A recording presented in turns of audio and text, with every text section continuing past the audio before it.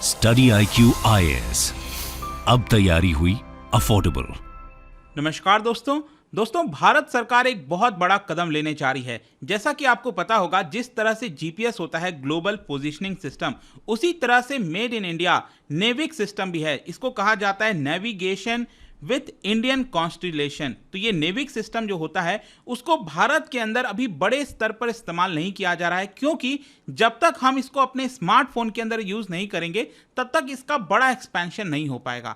और इसलिए जरूरी हो जाता है कि देश में इतनी बड़ी आबादी है, आजकल सब लोग स्मार्टफोन यूज करने लगे हैं, तो रैदर देन यूजिंग जीपीएस अगर हम नेविक को इस्तेमाल करें तो एक बहुत बड़ा बदलाव आ सकता है। और इसी की वजह से भारत सरकार अब पुश कर रही है कि जो स्मार्टफोन मेकर्स हैं, जो स्मार्टफोन बनाते हैं, चाहे एप्पल हो, सैमसंग हो, जिनका भी प्रोडक्शन भारत में होता है, वो नेविक सिस्टम को भी अलाउ करें। मतलब कि स्मार्टफोन में नेविक भी चल पाए, इसको लेकर कोशिश की जा रही है। ये आप देख सकते हो news, Apple, Samsung, others asked to make smartphones based on NavIC navigation system. तो इसको डिटेल से समझेंगे कि एग्जैक्टली हो क्या रहा है, नेविक सिस्टम है क्या, जीपीएस से थोड़ा सा कंपैरिजन देखेंगे, काफी कुछ जानने को है। चलिए आगे बढ़ते हैं, लेकिन उसके पहले ध्यान रखिएगा दोस्तों, 2-3 दिन का वक्त और बचा है और यूपीएससी का बैच स्टार्ट होने वाला है 30 सितंबर से। अगर आप इसके अंदर ज्वाइन करना चाहते हैं तो हमारे वेबसाइट और ऐप पर जाइए and use the code Ankit live, ताकि ये कोर्स आपको सिर्फ 19,000 में मिल जाएगा। अब इसकी खास बात क्या है, क्योंकि इसके अंदर हम आपको लाइव क्लासेस देते हैं, सारी क्लासेस लाइव होंगी, प्रीलिम्स हो, मेंस हो, सब कुछ कराया जाएगा। नोट्स यहां पर आपको प्रोवाइड किए जाएंगे, आंसर राइटिंग प्रैक्टिस होगा आपके मेंस एग्जाम के लिए, प्रीलिम्स के लिए कई सारे फीचर्स हैं। इसके अलावा आपको मेंटरशिप भी दिया जाएगा। कोई दिक्कत है, प्रॉब्लम है, कभी भी आप अपने मेंटर से पूछ सकते हैं। इसके अलावा अगर आपको एमसीक्यूज अटेम्प्ट करना है तो मेरे इंस्टा पेज पर जाइए, वहां पर स्टोरीज में जितने भी एमसीक्यूज हैं उसको आप अटेम्प्ट कर पाएंगे। चलिए शुरुआत करते हैं। और सबसे पहले तो यहां पर हमें समझने की जरूरत है कि ये नेविक है क्या। इसका नाम है नेविगेशन विथ इंडियन कॉन्स्टिलेशन। अब आपको पता ही होगा, जीपीएस ग्लोबल पोजिशनिंग सिस्टम, उसको आप आजकल डेली यूज करते रहते हो। जो गूगल मैप हो गया, तो उसके अंदर जो एक्यूरेसी दिखाती है, आप जहां पर खड़े हो, ब्लू टिक कलर का आपने देखा होगा, तो वो दिखाता रहता है। सेम उसी प्रकार से ये बनाया गया है इसरो के द्वारा, इंडियन स्पेस रिसर्च ऑर्गेनाइजेशन के द्वारा। ये stand alone navigation satellite system है और इसको अप्रूव किया गया था भारत सरकार के द्वारा 2006 में। और इसका जो कॉस्ट था वो था $174 मिलियन। एंड एक्चुअल में इसका एक्सपेक्टेशन था कि 2011 में इसको फुल्ली कंप्लीट कर लिया जाएगा, लेकिन एक्चुअल अगर आप इसका ऑपरेशनल देखोगे तो 2018 से ये स्टार्ट हुआ था। अब इसके अंदर आपको समझने की जरूरत है कि टोटल 8 सैटेलाइट लॉन्च किए गए, टोटल 8 सैटेलाइट्स आपको देखने को मिलेगा, जिसमें अभी 7 एक्टिव हैं। ये आप देख सकते हो, ये भारत का मैप है। और इसके अंदर अगर आप देखोगे ना, 3 सैटेलाइट ऐसे हैं जो लॉन्च किए गए हैं, जो कि जियो स्टेशनरी ऑर्बिट में है। जियो स्टेशनरी आपको पता होगा, जो धरती होती है उससे एग्जैक्टली 36,000 अबव, ठीक है, यहां पर जो सैटेलाइट होता है। और अगर आप धरती से इसको देखोगे तो ये स्टेशनरी दिखेगा, इसीलिए इसको जियो स्टेशनरी कहते हैं। और यहां पर 4 सैटेलाइट आपको दिख रहा होगा जो कि जियो सिंक्रोनस पोजीशन पर हैं। तो ये टोटल 7 अभी आपको एक्टिव पोजीशन पर दिखेंगे। और इसी के माध्यम से यहां पर अगर आप ध्यान से देखिए तो जो पूरा भारत है वो इससे कवर हो जाता है। और सिर्फ भारत ही नहीं, अगर हम भारत के बाउंड्री से देखें तो लगभग 1500 किलोमीटर दूर तक भी इसकी रेंज यहां पर पहुंच सकती है। अगर हमें इसको पूरे विश्व भर में लाना है तो ध्यान रखिएगा कि एटलीस्ट 24 सैटेलाइट की आवश्यकता पड़ती है। जैसे जीपीएस की अगर हम बात करें तो आई थिंक शायद जीपीएस का इस समय टोटल 32 सैटेलाइट्स हैं जो कि लॉन्च हुआ है, ठीक है। और चाइना का भी है जो सैटेलाइट सिस्टम है, उसने उन्होंने करीब 35 लॉन्च किया हुआ है। तो यहां पर एटलीस्ट 24 सैटेलाइट होना चाहिए अगर हम चाहें कि ये जो फैसिलिटी है वो पूरे, आप अगर यूएस जाओ, कहीं पर भी जाओ, अगर वहां पर भी नेविक चलाना चाहते हैं तो एटलीस्ट 24 सैटेलाइट होना चाहिए। करेंटली अगर हम बात करें ये जो नेविक है वो कहां इस्तेमाल किया जाता है, तो अभी इसका लिमिटेड यूज है। जैसे कि भारत के अंदर जो पब्लिक व्हीकल होते हैं उसको ट्रैकिंग के लिए नेविक का इस्तेमाल किया जाता है। इसके अलावा आपने देखा होगा जो फिशरमैन है, स्पेशली जब वो समुद्र में जाते हैं, डीप सी में जाते हैं फिशिंग करने के लिए, तो वहां पर कोई टेरेस्ट्रियल नेटवर्क नहीं होता और उस समय ये नेविक जो है वो काफी काम आता है। तो इमरजेंसी वार्निंग अलर्ट प्रोवाइड करने के लिए फिशरमैन को उसमें यूज होता है। और साथ ही साथ बताया जाता है कि नेचुरल डिजास्टर के समय ये काफी ज्यादा हेल्पफुल साबित होता है। इसके अलावा अब यहां पर कोशिश किया जा रहा है कि जो स्मार्टफोन्स हैं उसके अंदर भी इसको बड़े पैमाने पर इस्तेमाल किया किया जाए, क्योंकि मैं आपको बता दूं 2021 में सैटेलाइट नेविगेशन ड्राफ्ट पॉलिसी सरकार लेकर आई थी और उसके अंदर यहां पर क्लियरली लिखा हुआ था कि भारत सरकार इसका जो कवरेज है उसको एक्सपैंड करना चाहती है, मतलब रीजनल से इसको ग्लोबल बनाना चाहती है। तो जाहिर सी बात है, अगर हमें ग्लोबल बनाना है पहले तो हमें रीजनल के तौर पर बड़े स्तर पर इस्तेमाल करना होगा, तभी हम इसको और ज़्यादा सैटेलाइट लॉन्च करके ग्लोबल बना सकते हैं। लेकिन यहाँ पर एक जो इंपॉर्टेंट चीज़ सभी को ध्यान रखना है, कई लोग सोच सकते हैं कि अगर हम नेविक इस्तेमाल करेंगे तो क्या ये इन्फीरियर है, क्या ये लो क्वालिटी का है जीपीएस से? Let me tell you, no. यहाँ पर इनफैक्ट बताया जाता है कि नेविक का जो पोजीशन एक्यूरेसी है, जहां पर आप खड़े हो, रोड पर जा रहे हो, तो इसकी जो पोजीशन एक्यूरेसी है वो जीपीएस से भी ज़्यादा बेटर है। इनफैक्ट ये चीज़ खुद भारत सरकार ने अगस्त के महीने में इसी साल कहा था। अब क्वेश्चन ये है कि एग्जैक्टली अभी हो क्या रहा है, ये न्यूज़ क्या चल रही है। इंडियन गवर्नमेंट ने यहाँ पर एक मीटिंग रखा, जो स्मार्टफोन मेकर्स हैं, चाहे एप्पल है, सैमसंग है, जो बड़े बड़े स्मार्टफोन मेकर्स हैं, उनके साथ मीटिंग रखा कि क्या हम ये जो नेविक सिस्टम है वो स्मार्टफोन के अंदर ला सकते हैं। लेकिन इसकी वजह से यहाँ पर बताया जा रहा है कि जो सैमसंग, शियोमी, एप्पल, इनको काफ़ी ज़्यादा डर हो गया, एक डिसरप्शन आ सकता है स्मार्टफोन मार्केट में, क्योंकि उनका ये कहना है कि अगर हम नेविक सिस्टम को भी चलाना चाहते हैं स्मार्टफोन के अंदर तो उसके हार्डवेयर में चेंजेस करना होगा। जो चिप लगा होता है मोबाइल के अंदर उसको और ज़्यादा खर्च करना होगा, पैसा रिसर्च में खर्च करना होगा, जिसकी वजह से कॉस्ट बढ़ जाएगा। और आपको पता ही है भारत एक कॉस्ट सेंसिटिव मार्केट है, प्राइस सेंसिटिव मार्केट है।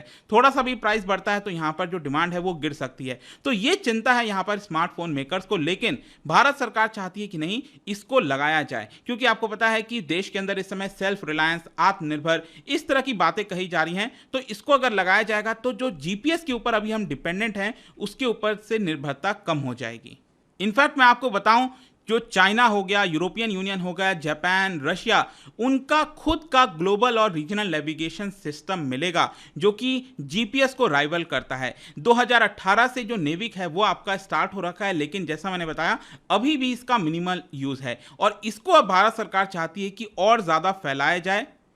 और जनवरी 2023 से, ध्यान से समझिएगा, यहां पर भारत सरकार चाह रही है कि जनवरी 2023 से जो भी स्मार्टफोन बनेगा भारत में उसके अंदर नेविक का भी इस्तेमाल किया जा सके, ये यहां पर इंश्योर करना है। लेकिन जैसा मैंने बताया, यहां पर जो स्मार्टफोन मेकर्स हैं उनको चिंता है, वो पुशबैक कर रहे हैं। बताया गया कि अगस्त और सितंबर के महीने में यहां पर मीटिंग हुआ है, किसके बीच में? जो बड़े बड़े स्मार्टफोन मेकर्स हैं, एप्पल है, शियोमी, सैमसंग इलेक्ट्रॉनिक्स, इन लोगों के द्वारा काफ़ी बड़ा पुशबैक दिया गया है। उनका ये कहना है कि अगर हमें नेविक कंप्लायंट बनाना है स्मार्टफोन को तो इसमें हायर रिसर्च लगेगा, प्रोडक्शन कॉस्ट बढ़ जाएगा और साथ ही साथ कई सारी जो टेस्टिंग है उसके क्लियरेंसेस करने पड़ेंगे, जो कि 1 जनवरी से इसको लाना ऑलमोस्ट इम्पॉसिबल है, ऐसा यहां पर कई स्मार्टफोन मेकर्स का कहना था। स्पेशली सैमसंग जो है, सैमसंग इसको लेकर काफ़ी ज़्यादा पुशबैक कर रहा है।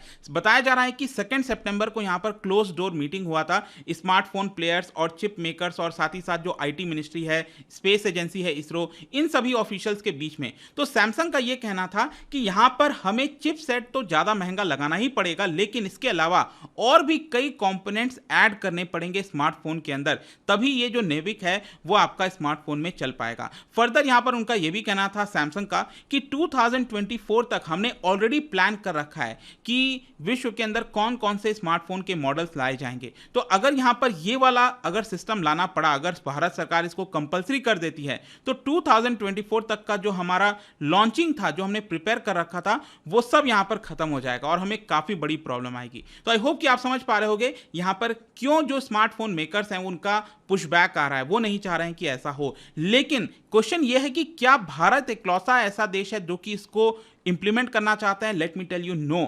यहां पर इनफैक्ट मैं आपको बताऊं तो रशिया जो है, उन्होंने रिसेंटली यहां पर जो लोकली मेड स्मार्टफोन्स होते हैं उनको साफ कह दिया है कि जो रशिया का नेविगेशन सिस्टम है ग्लोनास, वो स्मार्टफोन्स के अंदर होना चाहिए, क्योंकि आपको पता ही है इस समय लगातार सैंक्शंस लगाए जा रहे हैं रशिया के ऊपर। अब हो सकता है कल के डेट में अचानक से यूएस कह दे कि जो रशिया के सिविलियंस हैं वो जीपीएस का इस्तेमाल नहीं कर पाएंगे, तो फिर उस केस में रशिया क्या करेगा? तो रशिया चाहता है कि जो भी अब स्मार्टफोन बन रहा है उसमें ग्लोनास का जो सिस्टम है उसको भी इंप्लीमेंट किया जा सके।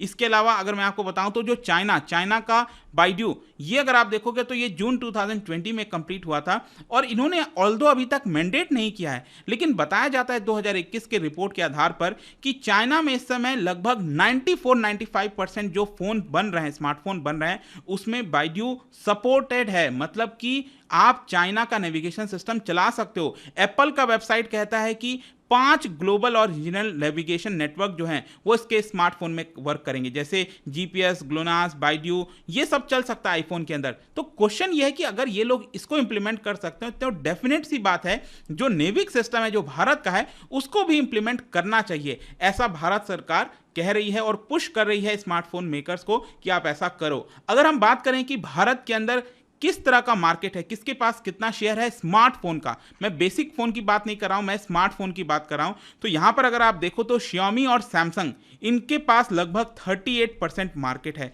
ध्यान रखिएगा, चाइना विश्व का सबसे बड़ा मार्केट है स्मार्टफोन का, फिर सेकंड नंबर पर भारत आता है। तो भारत में 38% मार्केट इन दोनों ने कवर कर रखा है। एप्पल आपको पता है कि काफ़ी हाई एंड फोन होता है, काफ़ी कॉस्टली होता है, तो लगभग 3% शेयर आपको एप्पल का मिलेगा। इसके अलावा कई सारे और भी चाइनीज़ मैन्युफैक्चरर्स हैं जिनका शेयर 28% के आसपास है। ये चाइनीज़ मैन्युफैक्चरर्स ने मीटिंग में पार्टिसिपेट नहीं किया था 2 सितंबर को। इसके अलावा रियलमी आपको पता है ये भी एक बड़ा मार्केट कैप्चर कर रखा है, लगभग 16% इन्होंने भी अटेंड नहीं किया था जो अभी मीटिंग हुई थी सरकार के साथ।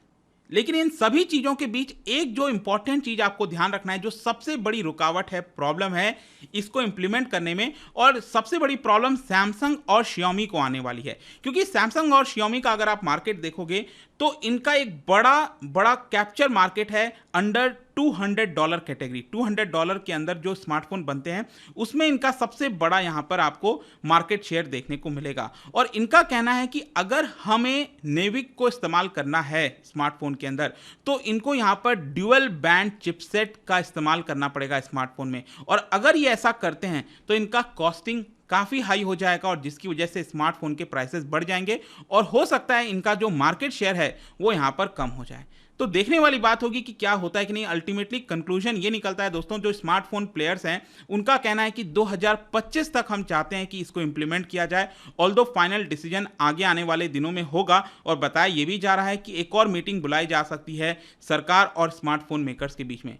तो आपका क्या सोचना है इसको लेकर कि क्या स्मार्टफोन मेकर जो भारत के अंदर हैं उनको नेविक को भी इंस्टॉल करना चाहिए, लगवाना चाहिए, या फिर जो प्राइस है उसको अभी भी सस्ता ही रखना चाहिए, क्योंकि अभी भी काफ़ी सारे लोगों तक स्मार्टफोन पहुंचना है। लेट मी नो आपका क्या सोच है इसको लेकर। लेकिन जाने से पहले एक इंटरेस्टिंग क्वेश्चन, क्योंकि अभी हम नेविक और सैटेलाइट की बात कर रहे थे, आपने अक्सर देखा होगा सैटेलाइट लॉन्च व्हीकल, जो सैटेलाइट लॉन्च किए जाते हैं वहाँ पर जो स्टेशन है कौन से स्टेशन से किया जाएगा, ठीक है, ये भी एक इंपॉर्टेंट रोल प्ले करता है। क्या आप बता सकते हो कि सबसे आइडियल जगह कौन सी है, जो सैटेलाइट लॉन्च करने का जो स्टेशन है उसको कहां पर सेटअप करना चाहिए, जो सबसे बेस्ट जगह है वो आपको बताना है इन 4 ऑप्शन में से।